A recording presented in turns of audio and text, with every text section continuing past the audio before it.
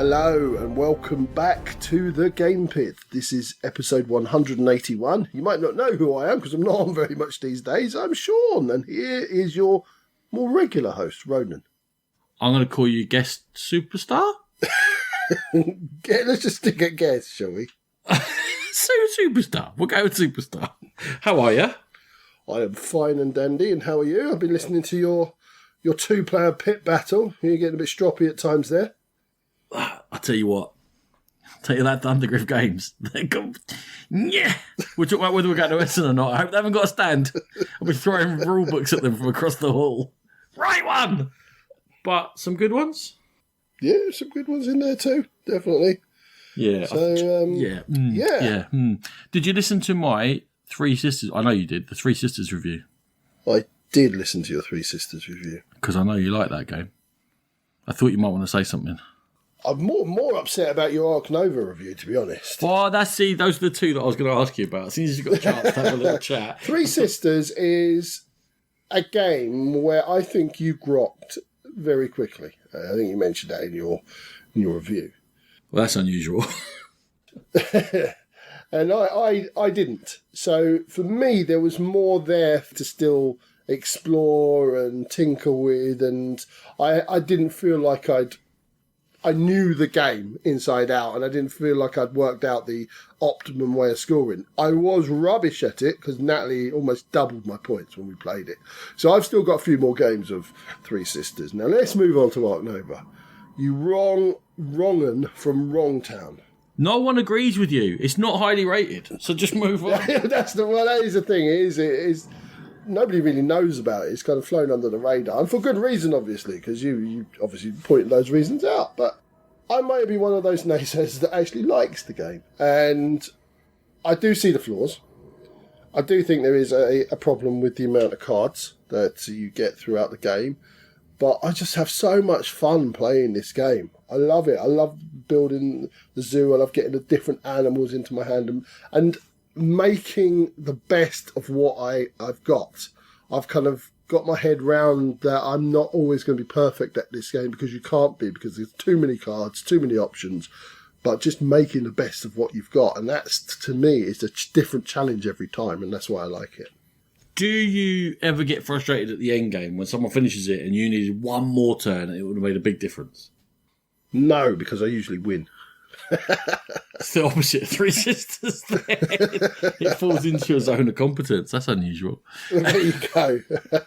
I haven't had that frustration, but even if I did, isn't that the same with a lot of games? You just, if I just had one more turn, I could have done this, and this, and this. And I kind of like that, because the next time I think, right, how do I be more competent at the game to make sure that's not a factor? And I'm not saying I get to that point, but at least it's something to aim for.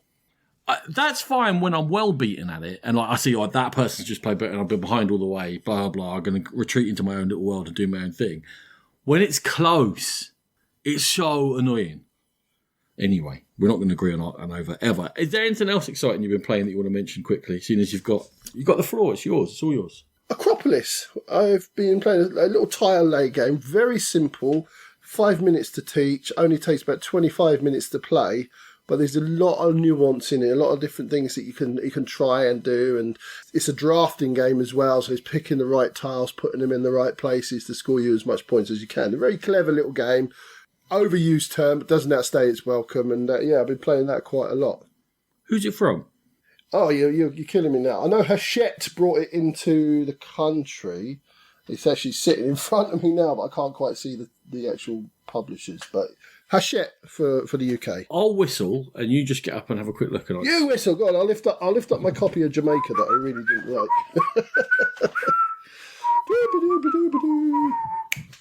It's from Gigamic. That was totally worth that 10 seconds. There you go. Just for that, Gigamic. Never heard of it. Bring it down. Anything else?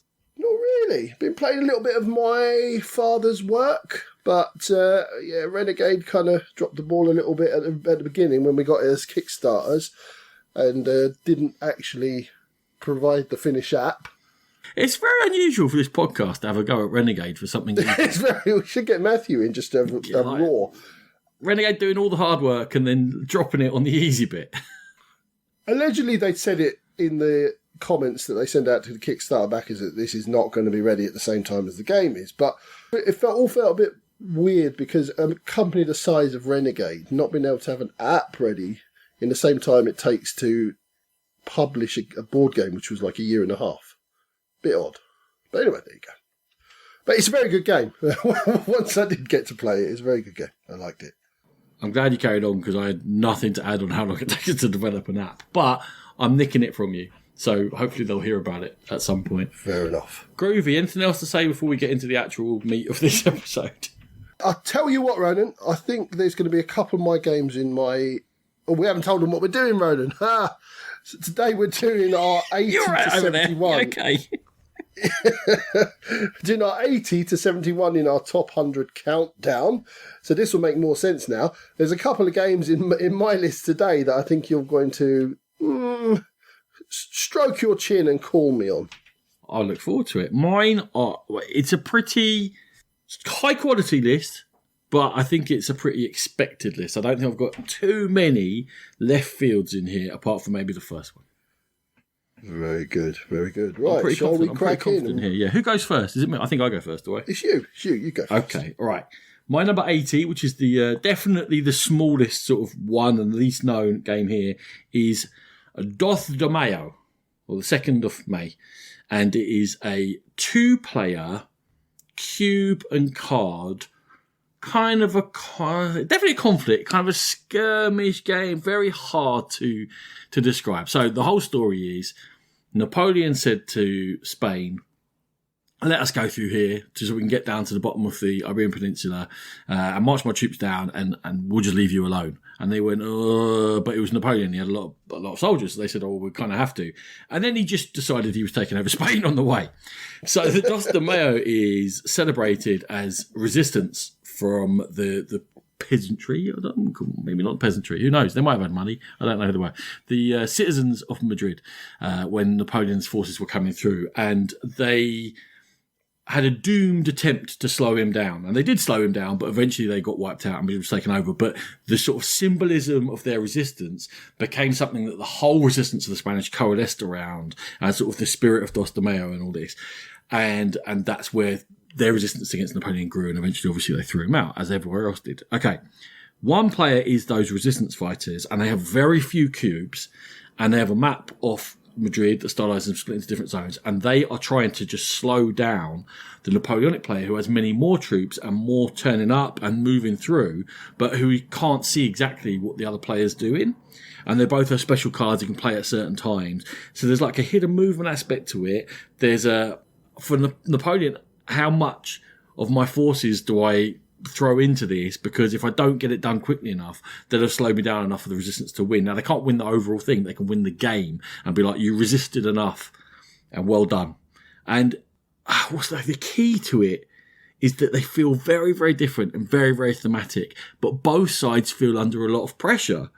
But during this thing where the blue player is definitely winning, like if you just stood back and went, well, blue's taking over the whole map. Yeah, but are you doing it well enough? And it really, that fine balance between the two sides is fantastic. So my number 80 game is Doth de Mayo.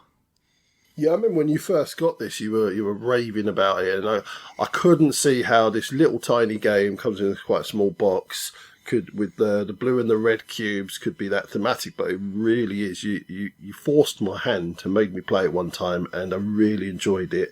It's a very good game, and you really do feel...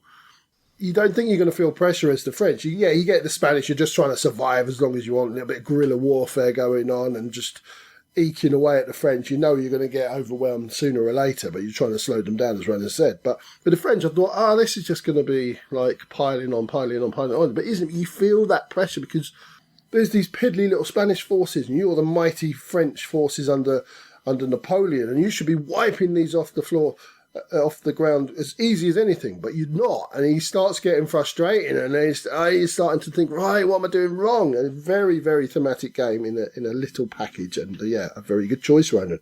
Well, thank you very much. I appreciate that. You're number 80, Sean. My number 80, and I think I'm on solid ground here, is 1960, The Making of the President from Z-Man and GMT. It's all about Kennedy versus Nixon and their run to the presidential elections in obviously 1960. They're very highly thematic with real events and real news items come out, and it's a game that really gave me an insight into how the American political system works and how those presidential elections work. And it's the game that actually makes me look at those presidential elections, understand what's going on, and enjoy the process and find it quite exciting. And it's just a very good, it's 2-player game, a lot of to-in and throw-in and back and forth and trying to get this area and trying to win the media in that area. Just a very good production all round. It's been redone recently, and I'm not sure how good that production is, but I always loved 1960 Making of the President. We've both chosen 2-player asymmetric games with red and blue cubes in. Yeah. They're slightly different experiences, card-driven as well. Slightly different experiences. 1960, the only reason this isn't in my top 100 is lack of plays in probably the last decade. Because if we'd done this 10 years ago, it would have been my top 100 because we played it a lot back then. I think in terms of kids and life and having that 3-4 hours to set aside to sit down and just really dig into this, not happening so much. But what a game. An amazing game. I agree with everything you say. Very good. Well, we're off to a good start. I know you like 79 because it was in your last list. It's Lords of Waterdeep. So that was easy. It's we talked about it last time. It's worker placement. I'm way behind on my podcast. Jeff Engelstein was on Roll for Crit, and he was talking about a game, and I'm really struggling to remember what it was. But he just said you don't have to innovate all the time. Sometimes you can perfect. And the example he used was rom-coms. Now, all rom-com films follow more or less the same formula, right? But some of them are done so well, they're still really good films, and you enjoy it because the characters are good, and you can enjoy the film for what it is. Lords of Waterdeep is like the best rom-com as a game.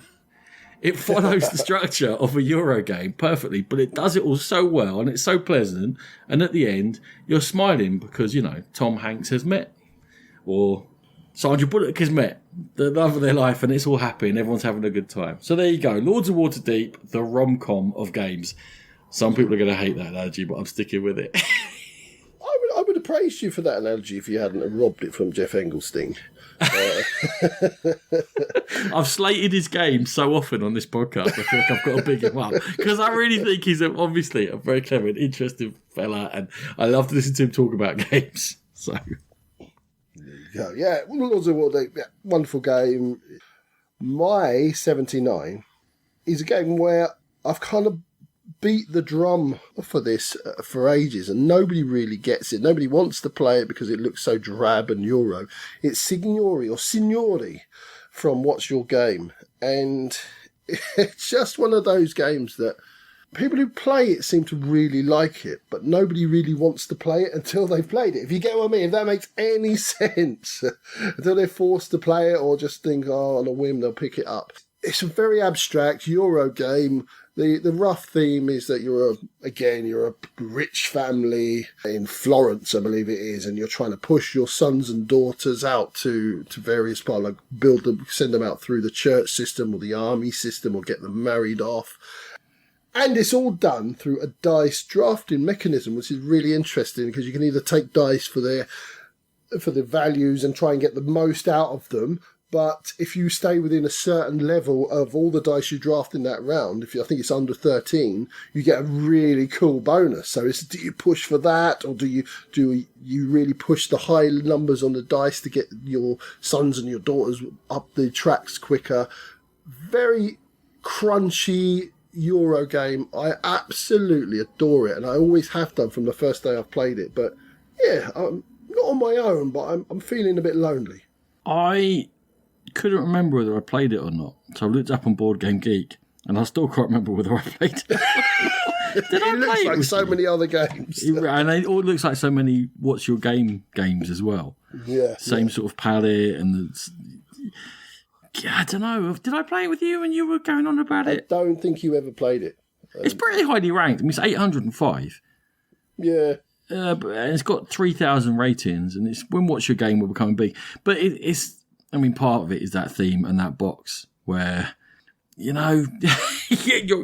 a Renaissance family trying to climb in society. it blends into the background 100%. It's one of those you wouldn't spot on the shelf, you wouldn't spot from the synopsis, you wouldn't really, it doesn't stand out of any crowd. Yeah, money's always tight. That sounds about right. I was reading it now. I don't know, mate. I can't remember if I played it or not. Perhaps that's the best review I can give it. There you go. Right. You're 78, Ronan. Was also on your list last time, and it's Lunar. Stefan Feld, brilliance. It's got spatial aspects to it. It's resource management. You can only have one of resource at a time, but time when you have that resource and when you don't. And then those odd times where you need to use a resource twice in a round. So you're trying to set things up very cleverly to be able to do that and avoid the apostate, wherever his name is, and be at the right place for the moon priest there. So move around these islands. And there's just enough going on for it to be peak Feld for me. So I know you like it and I like it. And we talked about loads. It's number 78 is a Lunar. Very good, yeah. Yeah, as I said last time, very good game, really like it. My 78 is dipping into the family market, as I sometimes like to do. And it's the Draftasaurus from Unkarma Games. A simple little family weight game where you are drafting dinosaurs and you're passing around, you're putting them into your park to either get set collection in various areas or to score in other ways. Lots of different ways to score. There's two sides to the board. There's even a couple of expansions available. We love it in my family. We have a lot of fun. It's just easy to put on the table and easy to get rid of and doesn't take up any time. So Draftasaurus, my number 78. I mean, those are terrible ways to complement a game. Doesn't take up much space, doesn't take up much time. Could be longer and more painful.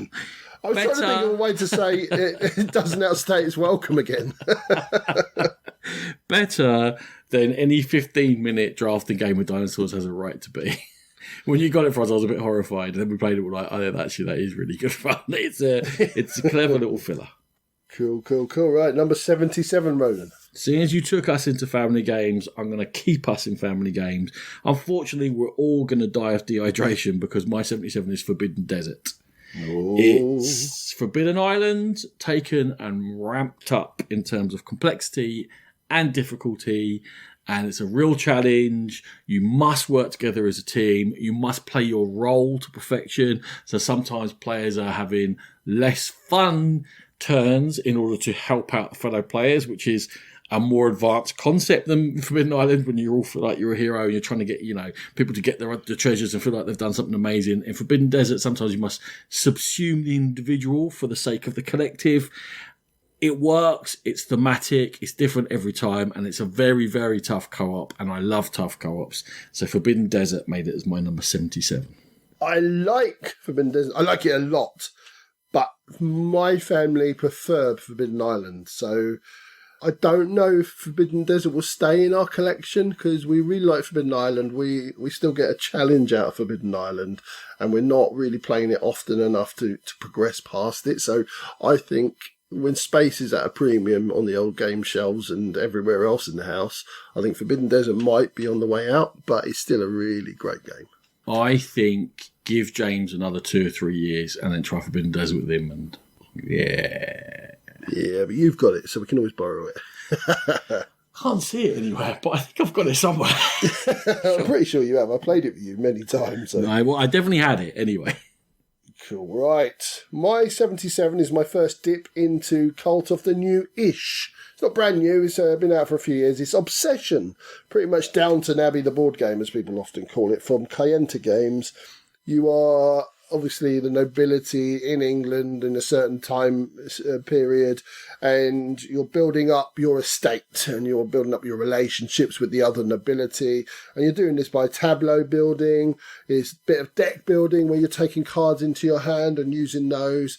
You've also got a pool of workers that represent the different staff, the housemaids and all that kind of stuff going on, and you've got to make use of all of those little things to drive your house up the social echelons to be the best in the game. Really cool, really quite crunchy despite the theme, and I fell in love with it straight from the off. I do like Downton Abbey though, so that probably played a part. I've never seen a single episode. Have you? Really? No. Yeah, never. Oh, I like it. But I kind of like that old sort of nobility and lords and ladies and seeing what the staff got up to. behind their sort of backs and stuff. That's because you were born with a silver spoon in your mouth. It just reminds me of childhood. No. I was born taking a piece of pie off a silver spoon. that indeed is true. How old were you when the doctor told your mother to feed you meat? 6 weeks or something? I wasn't 6 weeks. I think it wasn't far off it.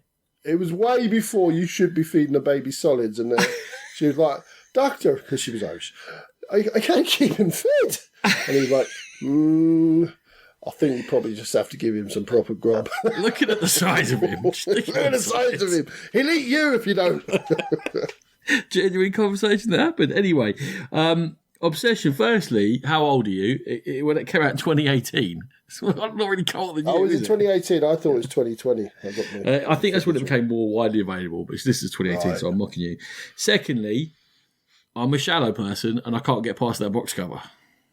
Oh, it's shocking. It's awful. It looks like it was designed by not even a 10-year-old. 10-year-old would do better, by an 80-year-old who's just discovered how to use a computer for the first time. Wow.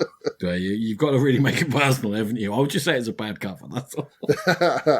So I have got no idea how it plays, but I'm willing to play it. But sure, everyone tells me it's amazing. Cool. Very good. You're 76. Clash of Cultures. Oh, it's a good one. It is a good game, and it's slipped because I haven't played it, but it's kind of... I've got a pile of games that I want to replay again and put some time into, and it's very slowly filtering its way through those for more plays. I reckon I've said that for 5 years in this podcast. Yeah. You run a little civilization, you have a little tech tree, you're trying to build up cities, trying to influence other people's cities, have little clashes here and there, and you're trying to score points as you go. And there's plenty of interaction. There's barbarians appear on the board. It's the first sort of third of a civilization computer game put into board game with nice plastic bits. It's been reprinted with all the expansion stuff included via a Kickstarter recently-ish. I have all the expansion stuff from the first time round, so I didn't need to do that. And the expansion adds that you are particular nations and you have particular goals, and it splits up tech tree because it could get a little bit samey. You'd find your way along it. It's not a very expansive one, and you'd be like running the same thing again. Although I found the interaction between the players always kept things interesting. You always had to be on your toes. Sean was particularly mean at stealing bits of your city with a little bit of influence here and there. He's like, I don't like conflict in games, but the sneaky conflict, he's perfectly happy to just look at your hard work and steal it from you. So, don't listen to any of that nonsense. Clash of Cultures is probably the best civilization type game that I've played, even if it's slightly towards conflict, and you have to be aware of that. But my number 76, Clash of Cultures. Yeah, I really like Clash of Cultures. I probably haven't played it enough, but I also own it. I also own the expansion, so even though the Monumental Edition was tempting, I was strong, Ronan, and I resisted, so I don't own both of them now. And yeah, Clash Cultures, I didn't like that bit at first, but then when I realised how beneficial, where you can sort of usurp into somebody else's city and just start earning things off their city, I hated that at first, but then I realised actually I could be really good at that, so I started using it, as Ronan mentioned. But yeah, really good game, and another good choice, Ronan. Strong. Keep it going now, because yours is a bit weaker than mine so far.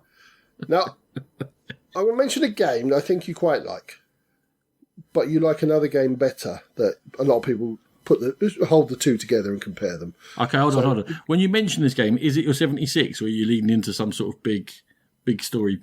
Are we going meta? Well, no, I'll mention this game. It is my 76. Okay, I want to be clear before I start ranting at you. My 76 is Yukon Airways, and comes from Ludonova, and I just love this game. We played it actually recently, a couple of weeks ago, and I just realised once again why I like this game so much. So you start off with a really cool dice selection mechanic, which not only sets up the turn order for the game, but the further down the selection you go, the more bonus you get. So it gives you that nice choice of where do you want to go, what bonus do you need, or do you really want to go first to make sure? And why do you want to go first? Because you are boarding your plane and you're going out to pick up or drop off passengers to certain locations, and it's all randomised with cubes where those passengers want to go and what have you around the Yukon. And on top of that, you're upgrading your plane constantly.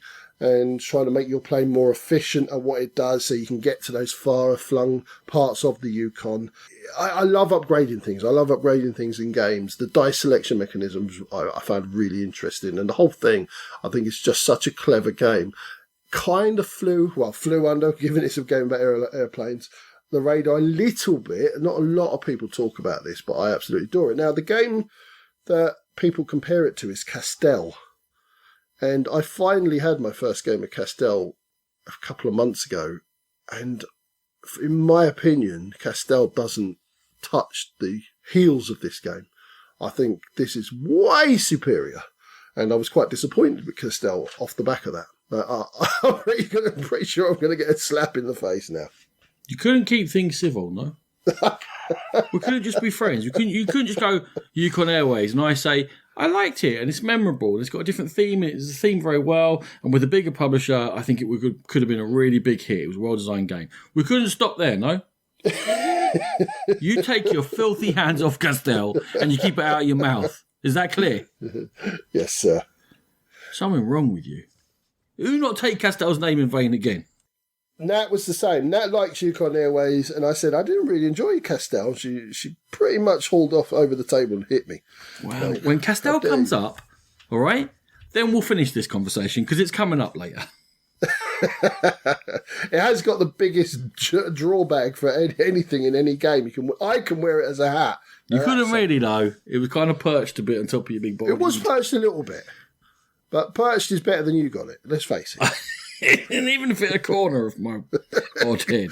Yukon Airways, Sean. It's a nice game. Yukon Airways is my 76. With the theme and the play and it's a good game and it's a good choice.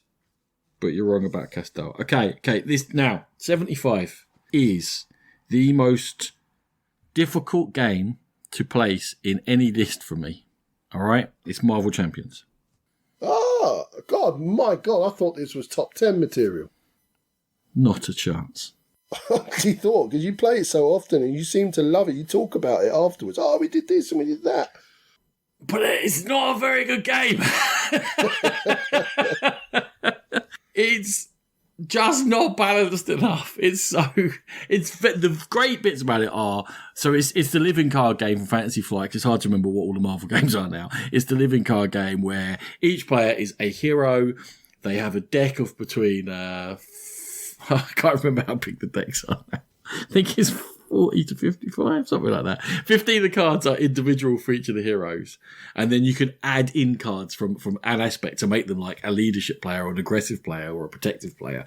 And then you go against the villain in a story and there are campaigns available. There's all sorts of stuff. And you work together in order to defeat whatever is going on. Defeat the schemes and yeah. The reason you have to play it as much as I've played it is because it's so varied that you really have no idea what's going to happen in any game. And when you build a deck against this one particular villain, the game can go 10,000 different ways. Depending upon what order the villain cards come out, if they come out exactly the wrong time, you could lose because you don't have the right reactions in your hand. There's more control the better you get at the game, but there's still times where you've got no control and things can spiral and you're suddenly like, what just happened? And then other times when the synergy between the 2, 3, 4 of you just flows and you just crushed it and you go, no, that was easy. So I find it really hard to rank because I love the challenge. I love the building of the decks. I love the theme. I love the fact that it's superheroes because I'm just a big kid. But as a system, it's not as tight as Lord of the Rings. It's not as hard as Lord of the Rings, although Lord of the Rings was less fun and it's able to just pick up and play because you had to build a specific deck for each scenario. It is certainly not as tight as Arkham Horror LCG and not as honed and experienced because it has to be, because with the theme, you have to feel like you can make grand moves and then bad things can suddenly happen and you can make unlikely comebacks. And all of that comes through and each game is like an episode of a comic, but you have to accept that you're going to be on a ride and you're not fully in control, despite the fact you might be there. I mean, a 4-player game can take 3 or 4 hours easily. And sometimes random will have a massive impact on that. And you have to take that. And I find it easier to take with a Marvel theme than I would with some other themes. So I play it loads. Apart from The Crew, it's my most played game of the last year. But I still see its flaws. So it's really hard to rate. So it's gone in at 75. And Sean, I just don't know. I think you summed up everything I wanted to say, but on a much lighter scale. In that I've not played it nearly as much as you, but in the few times I have played it, I've had really good games of it where I've really enjoyed them. I've had really frustrating games where nothing seems to chain and nothing seems to work. And there's also, if you go away from it for a long time, it's learning it again. And I find it a little bit difficult to learn. And who am I going to play it with? And it's like James would be my obvious candidate, and he struggles a little bit with the nuances of the decks and stuff like that. So I've got it. I keep thinking, right, I'm going to sell that or trade it. And then I go, no, but there's a good game in there. But then I think, but it's too much pain to get it out and learn it again and get to the point where we are enjoying it. So, I go to and fro all the time. So, yeah, I feel your pain, but the highs aren't as high for me as they are for you. Yeah, they're pretty high. Like, when we have a good game of this, man, I'm like, this is wicked. Where it's tight and it's tough and people are coming out with great plays and they've done something very clever with their card. You're just like, oh, that was nice. Yes, I like that. It gives me that often enough that obviously I've been playing it tons. Okay, you're 75, Sean. My 75, I think this is where I start being on quite shaky ground with you, Ronan. It's Clinic, and I'm specifically talking about Clinic Deluxe from AV Studios. And Clinic Deluxe is all about building up your hospital and basically earning money from running a hospital. There's a massive spatial awareness part of it where you're trying to run your staff, your nurses and your doctors through the hospital as efficiently as possible. So you start off with just the ground floor, then you can build up through, I think, up to about 5 floors. You can even put like a heli port at the top to bring patients in more efficiently. And you've also got to worry about things like parking, a really abstract, and I'm using the word crunchy a lot on this one, but this one really is a headache in terms of getting everything right to make it as efficient as possible. But it's a headache I really enjoy. It's not one that you can sit down and play sort of every night of a week. You'd probably need a bit of a break because of the headache afterwards. But once every 4 or 5 months, I do like to bring this out and take on the challenge that is Clinic. 2 games that are hard for me to rate in a row. Clinic does a lot of things very well, but for me, stretches the reasoning too far into where not only the theme is stretched, but the actual way in which I'm playing and the internal logic of the game becomes absurd. And the reason why I'm putting things together makes absolutely no sense. And I'm trying to do these things to make movement around the hospital more efficient for passengers. Well, I'm not at work. For customers. For not customers. I'm still not at work. For patients. To make the movement of patients around the hospital more efficient. But the rules don't make any sense in any world. If you put something in, then they can teleport, but then they can't have rooms the same vertically adjacent to each other. But if you have a lift, it changes the movement. And that's one of the aspects. I mean, there are other aspects about like that placement of rooms, one above the other. You're like, why can't that go above there?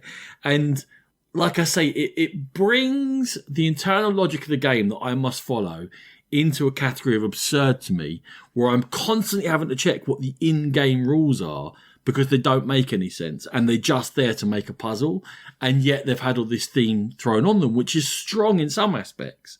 And I understand it. So I have a real dissonance between the 2 parts of the game whereby I'm following this thematic game and then there's just this lunacy in the midst of it. So I enjoyed Clinic well enough. Clinic, whatever. But that is a barrier too far from me into the immersion I need for it to be considered a very good game. So that's why it will be nowhere near my top 100. You're not wrong. You're not wrong. Because we always say the theme in a game often helps with the teaching and the learning of a game because you can start putting things together. It doesn't in this. The theme is there. You are curing patients or hopefully curing patients, and you are a profitable business and you're trying to make a profit out of that. But yeah, as Ronan said, you can't put certain rooms together, and there are sort of some leaps of faith where a doctor can disappear here and appear here, and it doesn't really make any sense. So it kind of stops the learning process. But once I got my head round it to a degree, because you do forget things, and you do end up, I shouldn't have put that room next to that. Oh no. You just have to live with that. But the whole experience for me was just such an interesting and tough puzzle. That's why I like it. Okay. Number 74, Sean. I played this a week or two ago with the rather groovy Necromancer Island expansion. But however you want to play Small World, I know there's going to be some people groaning, some people cheering. It's a beast of much reputation nowadays. Small World is my number 74. I'm cheering, Rolly. Woo, woo, woo, woo. It's a good game, Sean. I don't care what anyone says. Yes, it's simple. It's a simple framework for player interaction. The choosing of the races and the powers together is situational. It's a lot to do with timing, the whole when to go into decline and when not to, the variety that's available for it. There's too much variety available for it, let's be honest. There's been every version of Small World made in the world. The Necromancer Island makes it a one versus many, but in a subtle way, whereby you're not just all picking on one because you won't win that way, but if you don't keep them under control, they'll win. Nathan, yes, I know. Mm-hmm. I think that it is unfairly maligned by gaming snobs. And now I would say that sometimes I am a gaming snob, but Small World gets away with it because I find it charming and I always find it interesting, and there's always decisions to make on your turn, and the decisions you make affect the whole game around the table, because if I'm firing into Ellie, well then Sean maybe needs to do something else, because we were all balancing off against each other all the time. So Small World is my number 74 game. Yeah, it's a great game. I often wonder if it's all to do with the gaming journey that people have taken, because we discovered Small World quite early in our gaming journey, and while we still had young children and things like that. So I wonder if that's why we've got the love for it, and people who come at it maybe as almost like a veteran come and go, oh, what's that? That's too simple for me. What a load of rubbish. Don't understand the fuss about that. So I always wonder about that, but it is a simple game, but it's just such a fun game. And surely we get into this hobby to have fun, and that's what Small World does. It just packs fun. So yeah, great choice. I think mechanically simple, but actually deciding the best way to interact with people and playing that is more complicated than people give it credit for. Lovely. Right, my 74. I know I'm on shaky ground. It's Golem from Crania Creations. Oh my! We reviewed not that long ago, so we won't not go too. Not a chance. You're crazy. This is your. I'm looking back through your previous whatever picks to see if this is the worst one you've chosen. Carry on. Yeah, Golem set around the not myth or the story of the Golem of Prague, where a rabbi basically created a golem to defend a local town from the people who are coming into the government, effectively. And you are the rabbi in the game, and you're building these golems, and you're going out along the streets of Prague, and you're scoring points in loads of different areas, but 3 main areas.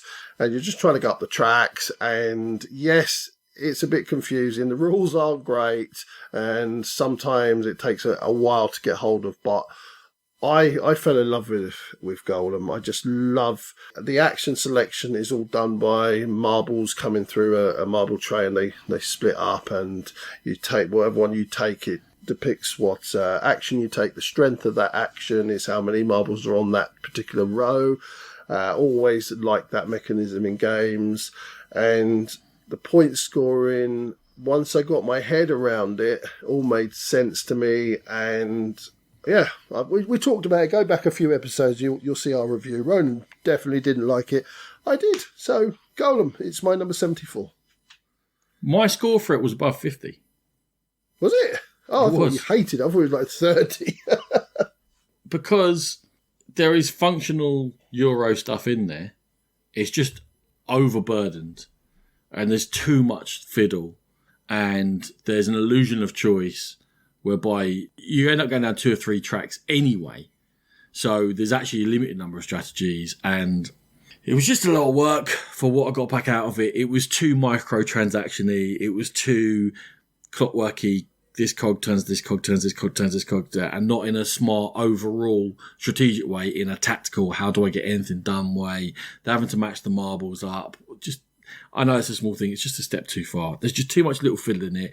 I wish it had been cleaned out a bit, and there was a good game in there, but just does not suit my style. And alongside Fauna, your worst choice so far. Well, I think that is kind of where we sort of our paths split, isn't it? Where I do tend to like the more tactical games where you're working off what you've got and you're trying to eke out little bits here and there. You do like to think, right, this is where I'm starting, this is where I want to finish. So you're more of a strategical player, I feel. Yeah, I'm just a better person. Well, that's it. You do love your big last turns, and you're quite famed for it in our gaming groups. Like, famed, that's a big word. Famed. Hated for? Well, okay, hated. I was being nice. You are quite hated for. I'm no Buria. Come on now. And I'll tell you all the rules. Okay. Number 73 is Seven Wonders, Sean. Great game. Not a 7-player game, though. Let's just play 4 or 5 players. Yeah, let's keep this sensible. Then we can see what's going on around the table, and then we can all interact with each other. And then we can see what cards are, and we're on top of things, and we know what's going down. Drafter, I love a drafter. Simple resource system. It's got all that interaction whereby, yes, you're considering what you've got, you're considering what your neighbours have got, you're considering what's around the table, who's doing what. There's the possibility of adding expansions. I don't love any of them. I think Armada was quite fun. The others kind of put you in a situation where I'm straitjacketed now, and if the cards don't fall my way, I'm not going to do this, whether someone who's leaders and cities and stuff falls into that. The team game, whereby you're playing in pairs, is superb, and has definitely helped keep this in my consciousness. But as a 3, 4, 5 player drafting Euro-ish game, no, definitely Euro game, because it's all about resource management and building stuff. I think this is fantastic and has never been bettered in all the time that it's been out. And it holds a place in my heart as the first game I ever bought at any Essen. So Seven Wonders is my number 73, Sean. Yeah, really good game. I was going to say about teams making it even better than it was. I was fine. I would always play a game of Seven Wonders, but teams was like one I'd actively seek out. It's such a lot of fun, and it just brings a little element to it. So yeah, Seven Wonders, great choice, Ronan. Thank you very much. My number 73 is Dodals from Cosmos, and randomly designed by Klaus Teuber, who obviously of Catan fame, but a very much lighter experience than Catan. It's making shapes out of plasticine, or plasticine as we say in the UK, or wattle, and people have got to guess what it is, and they ask you questions. Oh, is it alive? Can you eat it? Is it a machine?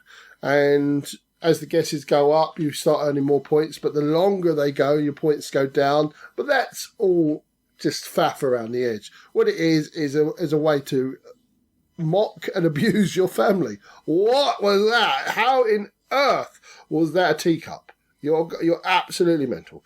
And that's the beauty of it. Just a lot of laughing, a lot of abuse, flying around the table. Dodals is a family favourite in this house. Who do you know that says plasticine? Me, probably. Where'd that go? Yeah. You still think about obsession or something? You say plasticine? Yeah, plasticine. You don't say plaster when you're putting on a Band-Aid, do you? Well, all right, I don't say Band-Aid for starters. Take that back. Yeah, I was trying to find a different word for plaster. A dressing. A dressing. An adhesive wound dressing. Yeah. No, you don't say plaster unless you're from up north. You also don't say plastic. Can I have a plastic cup, please? What's wrong with you? Plasticine. Come get on it. Okay. Anyway. Dodals is a fine game. As in that. Remember they had this conversation I was apparently bored about the meaning of the word fine. It is a tricky word. This is a fine game. This is a good game. A very good family fun experience. Very enjoyable. This is a good choice. I haven't forgiven you for Golem, but this is a good choice. I I think you'll be quite pleased with my next two. So I think I better be, because I'm looking at this and I'm not sure about this list you've given me. Okay, number 72, Sean. You're never going to see it again, and I'm sorry if this annoys you because you want to get it and you can't get it. It is Forbidden Stars, the collaboration between Games Workshop and Fantasy Flight Games, when Fantasy Flight were at their peak of bringing out these big, plasticky, card-driven, dice-driven extravaganzas. Do you know, we talked about the decline of FFG over the years and the way they've been stripped out by Asmodee.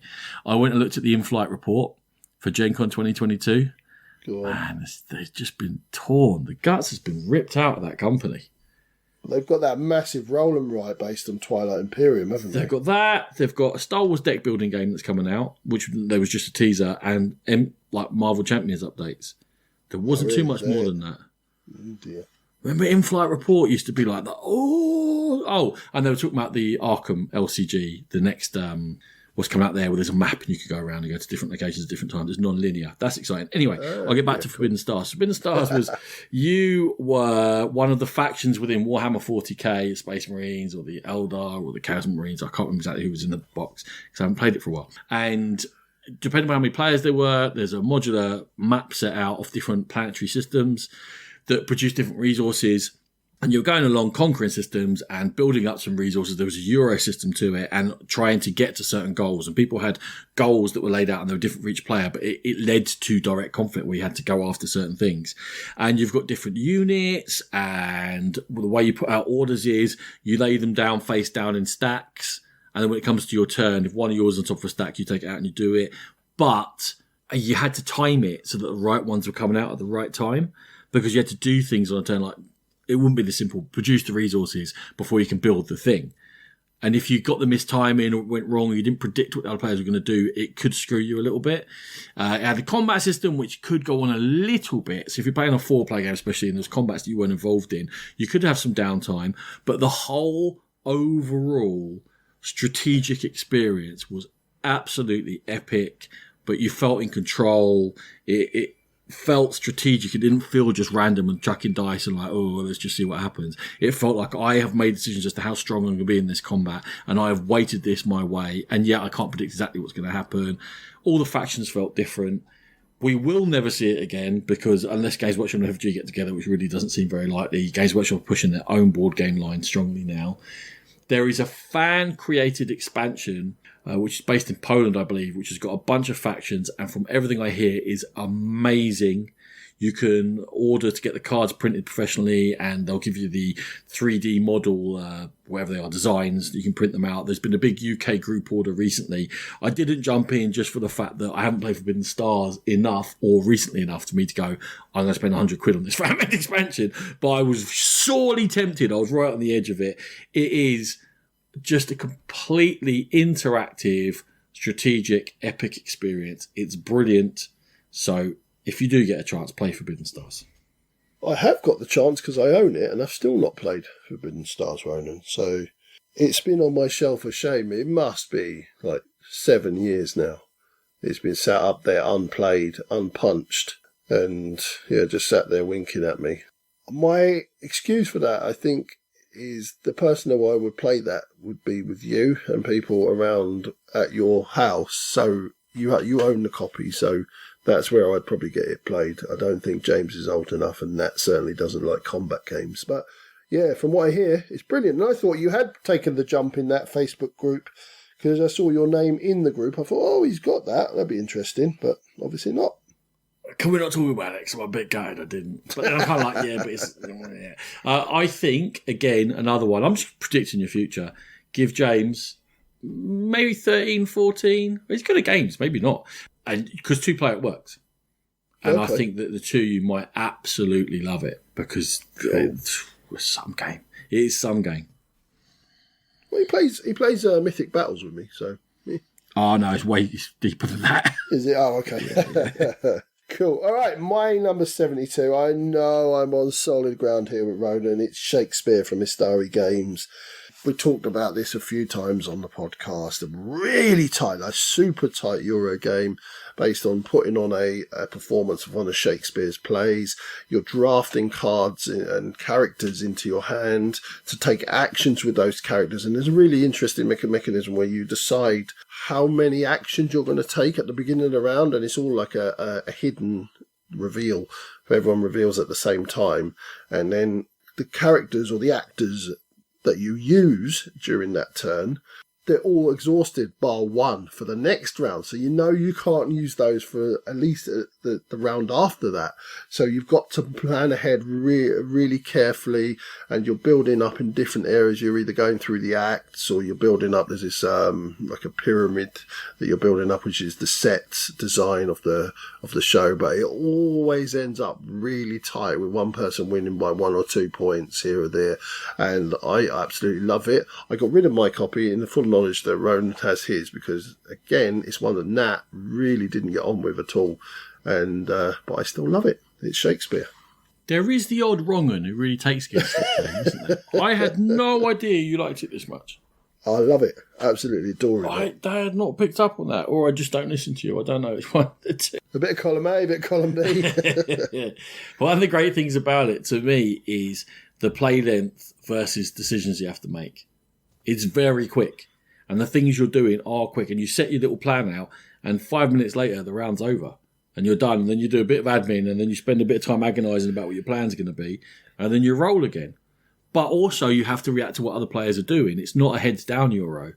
And you are worried, if they grab that. And then when you put the expansion in, that having to watch other players becomes even more so, because the unused things you have become useful. So when you make that decision about how many actions I'm going to take, the unused markers get used in order to purchase cards that have effects. But you still want to get done the main things you want to get done. But if there's an important card to draft with your unused markers, is another pull the other way of going, oh no. The expansion is brilliant, especially for the size of it. It's just a little thing. Yeah, Sean is not the last we're going to hear of Shakespeare. Cool, right. So your final game of today, number 71. Is Old West, auctiony, slightly mouldy if you bought the first edition. Fantabulousness, Sean. What is it? Homesteaders. It is Homesteaders. Homesteaders is brilliant. It is a very, very tight game, which will get done in an hour, in which the players are bidding with money, which is very tight, in order to get buildings to run a small worker placement, but a whole resource engine. And the resource engine in this game can be incredibly flexible, because one of the main resources you can get is trading tokens. And there's a whole trading system which you can make better for yourself, which you can take anything and turn it into anything else. And from there, give yourself opportunities to create more resources. But it's all done in just 10 rounds and in an hour long playtime, and of agonising decisions of how much money to spend on these auctions. And there are limited numbers of each building. So if someone takes the building that you're after, because I'm going to say limited, I mean 1 or 2 copies. Someone takes the building you're after, you then have to be flexible enough to switch around, and you have to make sure your engine has been built to be flexible, as well as scoring points all the way through. People score points in different ways. I always get abused for going for the railway strategy. I don't care. I like trains. They pay my mortgage, so I like trains. And it must have come on BGA recently. Over the last couple of years, a bunch of my friends have been playing it on BGA, and some of them have got addicted to it and they want to play it again and again in person. It means they're much better than me when I used to be the best at it, and I no longer am, Sean. That is a travesty for all of humanity. You can shed a tear for me if you want to, but nothing is going to impact the fact that Homesteaders is a brilliant game. And yes, I've still got my first edition stinky copy. It has a special place in my heart. Is that the one that came in an envelope or a bag or something? No, that was Circus Train. Oh, okay. It didn't even have all the components, and then they wouldn't give you the rest of the components. Not that I'm bitter. Not that you're bitter. No. Homesteaders is one I can't remember if I've played. There's some familiarity. I'm looking at pictures on BGG now. There is some familiarity, but that might be just because I've seen you play it or seen it around your house. But is it good at sort of lower player counts, or do you need the 3s, 4s and 5s? So you mean 2? 2, yes. No, I don't think. I'm not sure it even plays 2. The box is literally part of my little cushion fort here. No, 3-4. Oh, 3-4. Okay, that's probably why I haven't played it. I've got a funny feeling I might have got it in a trade and then realised it was a 3-player game and traded it off again. That sounds more familiar. That's probably why I recognise the cards. I did that recently with a game. What did I get in trade? I was after it for ages. Oh, Flotilla from WizKids Games. And I was like, oh, really? Oh, cool. It's like a £60 game, and I got it in trade. And then I looked at 3 players only. Bum. Never mind. I'll try and get Jude to play it. Anyway, back to Homesteaders. Yeah, I don't really know much about it. Where did we go there? I kind of drifted off a bit. You were talking about WizKids. I don't know.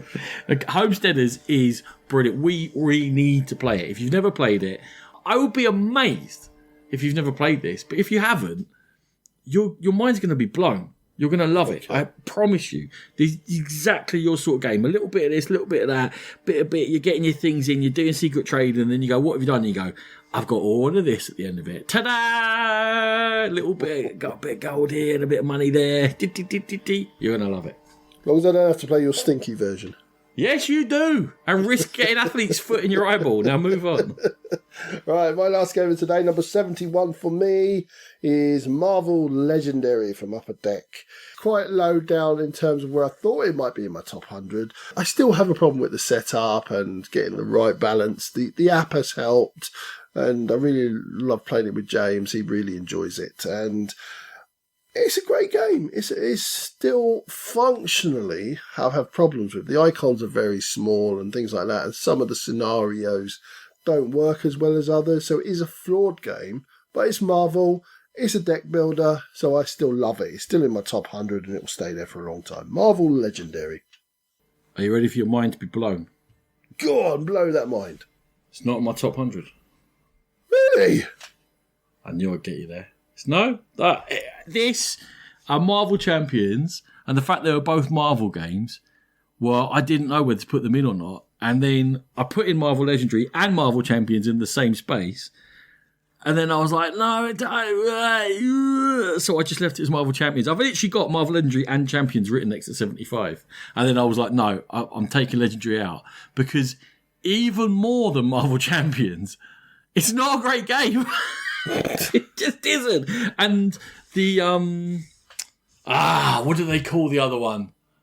Where they actually structured it better and the enemy deck is structured and you're going through the scenarios. You know, they've got 2 different legendary systems. Encounters. That is so... It takes that and system and makes it so much better that I was like, legendary, but I've got so much legendary and I've played it so much and I have fun with it. So it is a good game. So the point of playing games is to have fun. But it's not a good game because there's too much crap with it and things can be super easy and the player count issues are so prevalent. It's like, it doesn't work with 2, it doesn't work with 5. I don't know what to say. It's so hard for me to rate Marvel Legendary. I feel like I don't know you anymore. It could have been in my top 30. It could have been... It ended up outside my top 100. But maybe it's like an honorary 75.5. Just to mention it. Because I have fun top 101 now, is it? Oh, yeah, changing those rules. Well, look, whatever I've got to do to get Golem out of this, I'll do it. What do you want me to do? Do I steal one of your picks? That's what I was about to say. So your Marvel Legendary is twice on my list, apparently. It's 74 and 71. It's your 74 is now Marvel Legendary. No, I'll tell you, whatever of my games, highest up, that you haven't put in is now your number 74, and you don't get any choice on that. Okay. Yes, boss. Marvel Legendary, I mean... Why you got to do this to me? I was trying not to have a mental breakdown on air. I just don't know you anymore. Who are you? It's so clever and so stupid at the same time. It reminds me of me. Without the clever bit. Without the clever, I was about to say that. Sometimes it just works a dream and you go, wow, and they've done so well with this system and they've come up with this scenario that twists it. And then sometimes you play it and you're like, oh, this is just not working. And you've spent 10 minutes setting it up, because I'm good at setting it up. You spend 25 minutes if you're not good at setting it up. And you go, I've just wasted my life here. So I got the smart app for the setup, and even then it doesn't work. I don't know. I don't know about Marvel Legendary. I don't know. I had to stop buying it after about 20 expansions. The 27th expansion is coming out soon. Jesus wept. I know. I've probably got 18 of them. Why you got to do this to me? You're both right and I wrong. thought you'd give me jip for having it so low in my 100. I thought, he's going to have it up in at least his top 50. If not, his top 25. And I thought... This is part of the whole choosing the top 100, though. I am endorsing these games and saying these are good games. Is Marvel Legendary a good game? Do you have fun playing it? Sometimes. And sometimes I just get roaring and getting like, my head's turning red with frustration. I'm annoyed with it. It's sometimes a good game because the whole point is to have fun. So if you're having fun, then it's good when you're having fun. It is a good game. But then it's not when I'm not. It might be, yeah, true, yeah. So if I didn't know that you had those levels of frustrations with it. I thought you actually just generally liked it, but I do generally like it, but it's just loosey goosey. And I get this thing in my head when I'm recommending games and saying like this is a good game that I'm like, but is it a good game? Like, and the whole Marvel theme makes it difficult for me to judge because I love Marvel themes. Is it a tight product that does what it's supposed to do? Probably not. Could they have done things better? Yes, as they've shown with the encounter system. Yes, they could. And yes, they have done. But it's still a lot of fun. And I think the Marvel theme makes us forgive a lot of the nonsense in it. 100%. But then I start climbing in my own head when I'm doing the listing and write it on there and then go, oh no, it shouldn't be on there because it's too loosey-goosey. But I like it. I see where you're coming from. Yeah, there you go. Anyway. Oh, right. There we have our 80 to 71. Roland's decided that Golem's not in there, but I'm going to find it. We're one game short. We'll work that out further down the line for you. In fact, play something better in the next few months and then tell me that's your 74. Shut your mouth. Sean, lovely to have you back. Lovely to be back. Thank you, Ronan, and thanks for keeping the podcast going. Much appreciated.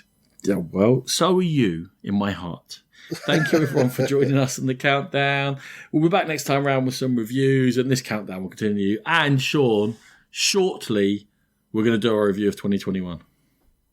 Yes, I haven't spoken to our usual guest, but I'm sure he'll be part of it, Mr. Jude. He's always quite excited for stuff like that. Lovely. All right. Brilliant. Well, thank you, everyone, for listening. Thank you, Ronan. And as always, we are very proud members of the Dice Tower Network. Go there for the Dice Tower Network and the Dice Tower itself for gaming goodness galore. If you wish to download the episodes, we're on iTunes, Stitcher, and all those things. If you're listening to it, you know where to go. We're on social media. We have a Facebook page, we have an Instagram page, and we are on Twitter at GamePit Podcast. If you wish to contact us, we have our email address, which is thegamepitpodcast@gmail.com. And we also have our Board Game Geek Guild. We love talking on either of those forums. Please feel free to drop us a line, just with a comment or a question, where we love interacting with you all. So yeah, until that next time, we'll catch you then. And thank you for listening. Music by E. Aaron.